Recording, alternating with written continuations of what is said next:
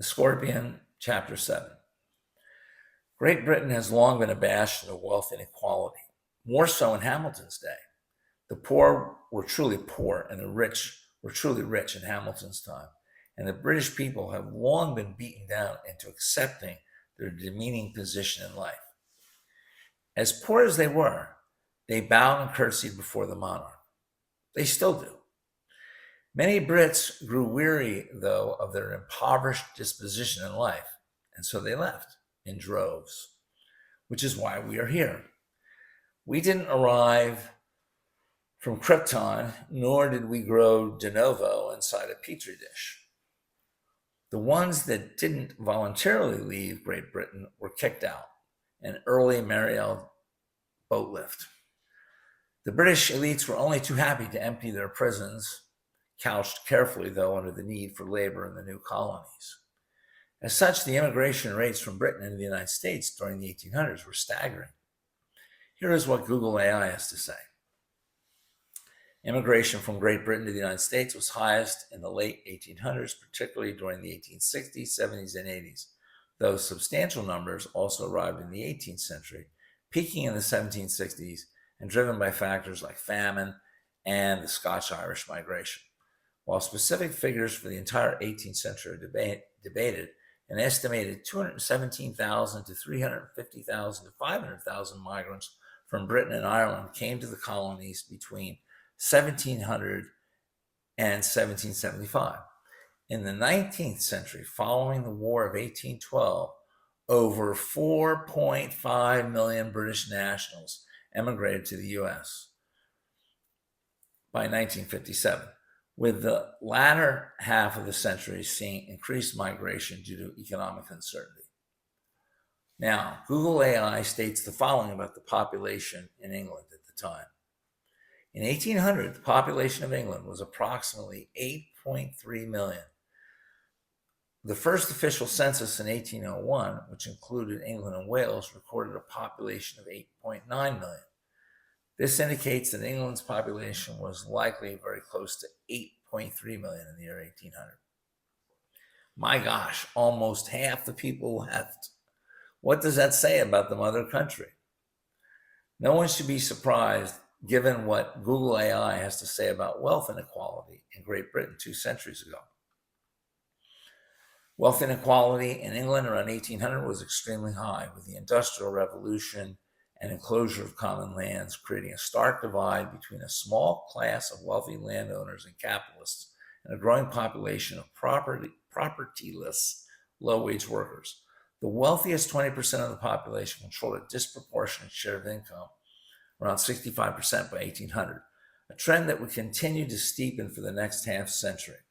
This extreme disparity was characterized by the wealthy living in luxury, while the poor faced extreme poverty, poor living conditions, and lack of basic necessities, a situation often depicted in the literature of the time. Think Oliver Twist. Have the British plebes ever lived in a period where there has not been austerity? They live under austerity today, and yet London is one of the top 2 financial centers of the globe. How can this be? It's not as if Britain is a developing nation. Why should the people of Grimsby be grim? Yet they are. Things are not well in Grimsby. One only has to look on YouTube to see. Of course, one would have to want to see. The point is that the United Kingdom is not a country that should be emulated, nor should it have been emulated 2 centuries ago. And yet we have citizens in the United States today who rush to pay homage to the British bitch. Ron Chernow is one. Bill Clinton is another. Quite frankly, there are too many to count. The Rhodes Scholarship was created by the bigoted, a fact, elitist, a fact, Cecil Rhodes, precisely in order to rope Americans and other citizens of former enslaved and exploited colonies back into the British sphere of influence, a fact. We Americans may be of British ancestry, but we are not of British character. It is not in the American character to subjugate, to humiliate, and to enslave. That is a British trait and habit that our leaders have adopted and imposed upon our country to our discredit. Now, if we are to believe Acemoglu and Robinson in their book, Why Nations Fail, the British did attempt to set up an encomienda here in the United States, but failed. One problem confronting the British elite was that the country was too vast to control. Newly arriving Americans could simply run away to the interior.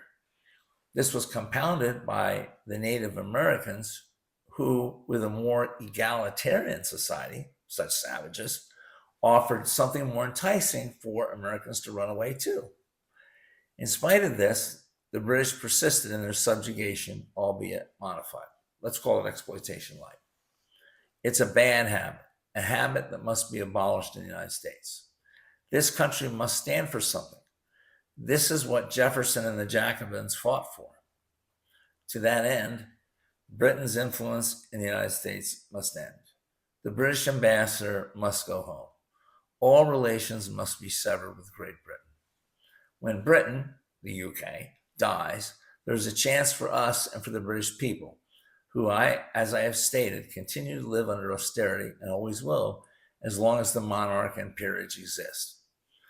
Britain must be absorbed into a newer, stronger, reconfigured, US-free European Union.